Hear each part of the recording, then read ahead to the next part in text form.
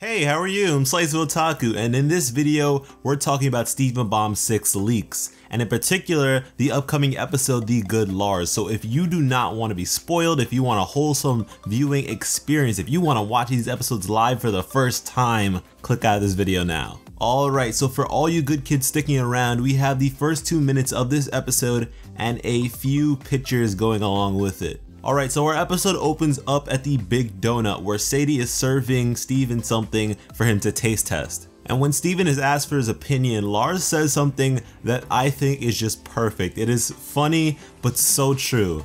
He tells him to be honest, but not too honest, which I think is just a reflection of our world. We're told that honesty is the best policy, but really, if you come with too much honesty, people are not gonna like you. They're gonna wanna chop you down. So I think this is the Crooniverse sort of like taking a jab at humanity. I really like that. But anyways, what Steven is eating is pumpkin bread shaped like a pumpkin, and he loves it. He thinks it's the greatest thing to ever be created.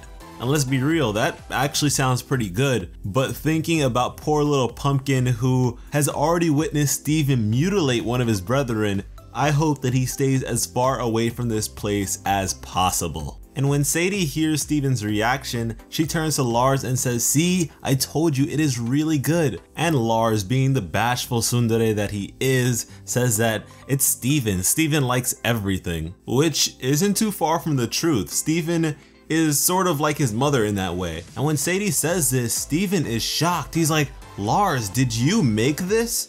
And Lars at first says no, but yes, he did.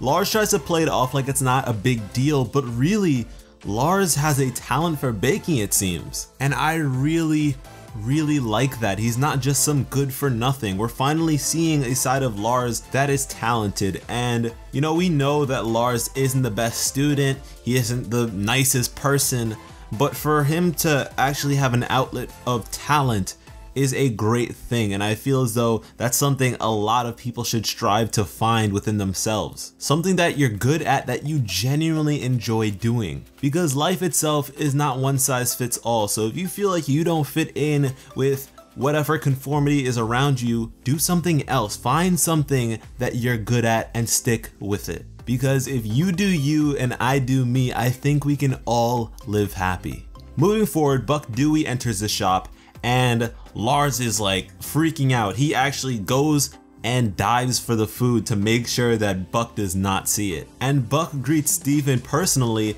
but when he turns to Lars and Sadie, he says, "Hey donut kids." So does he not actually know their names, or is that just him being cool? Whatever the case may be, Lars is being very awkward, but manages to ask Buck what he wants. And Buck actually invites all three of them to a potluck, which is sort of like an American party where you invite guests who will each bring over a dish. So instead of cooking an entire meal for everyone, everyone brings a bit of food from their own backgrounds and households. And from my own experience, because I live in New York and there's so much diversity here, potlucks are great. I'm excited to see how each dish sort of represents each character who is going to be partaking in this, because we have all the cool kids, we have Sadie, Lars, and Steven. Although when it comes to Jenny, I think we can all expect just a pizza. And once again, Lars is being awkward when he responds to Buck.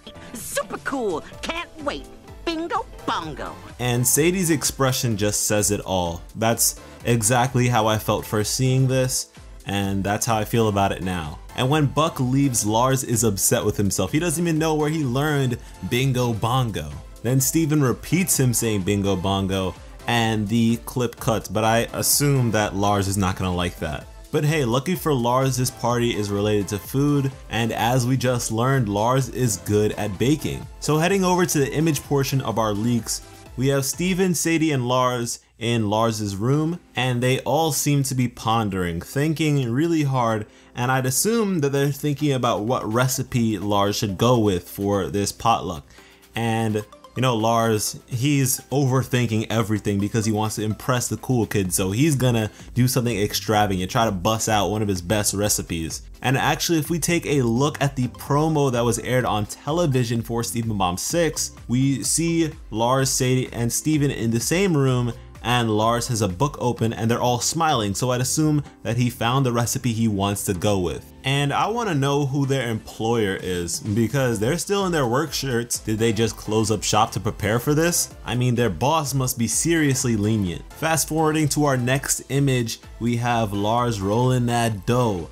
And this isn't really anything new that we haven't seen on the commercial. Once again, they're just baking. I guess they're gonna have a baking sequence for a bit, but guys, the next few images are really interesting. Like, piecing them all together is something special. So we have Steven and Lars in this shot, and Lars looks distraught. He's looking down at the baked goods that he's making and is sort of upset. He's down on himself, and I feel like Steven would then give him a sort of pep talk and tell him that you can do it. And I think that Sadie is already left. I think that she's either already gone to the party or she's gone to her own home to prepare something herself. So yeah, call it a hunch or whatever, but I think that Sadie has already left this scene. And then in the next image, we have Lars seemingly being very determined. He knows what he must do and he's about to do it. He's about to come through and get things done. And if you look in the background, you see some artwork being hung up,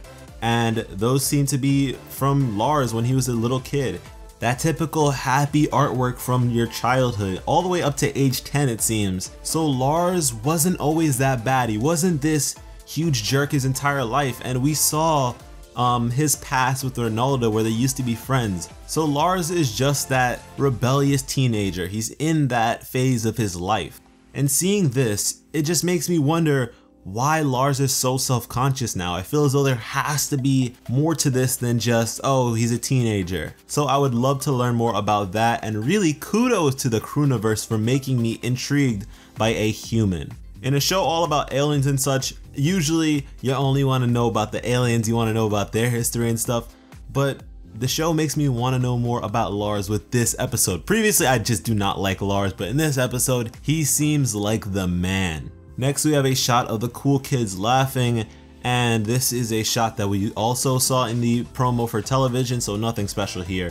So fast forward to the next one, and all the cool kids are there, and Sadie is also there. She has what seems to be like plates in her hand, and she's sinking into the beanbag chair, and they're all cool. They're all just smiling and having fun. But on the table to the left, we can actually see some of the foods that they've all brought.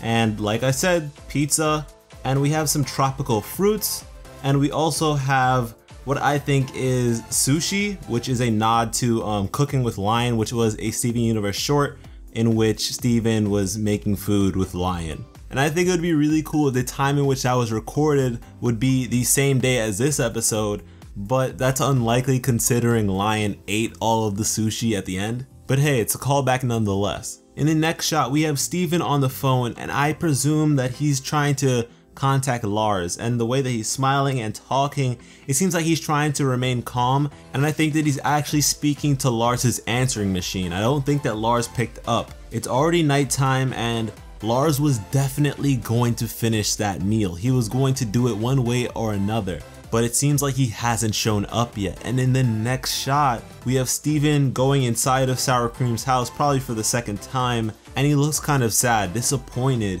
because Lars never made it. Lars didn't answer his phone, and he doesn't seem like he's showing up. And he should be disappointed because it seems like this episode is tons of character development for Lars. So for him to not make it and not win them over, it makes the conclusion of the episode sort of feel empty. And I think that on his way to this party, Lars was abducted by the homeworld gems who are invading. And so by giving Lars this sort of character development and then abruptly stopping it, halting it altogether because of this event, it brings more meaning to his abduction. Whereas the entire cast feels as though Lars has reverted back and he's not actually progressing. No. He was robbed of this opportunity. He was taken away. And further confirmation that Lars never makes it to the party is within the promo for Steven Bomb 6, in which Steven and Sadie are walking home together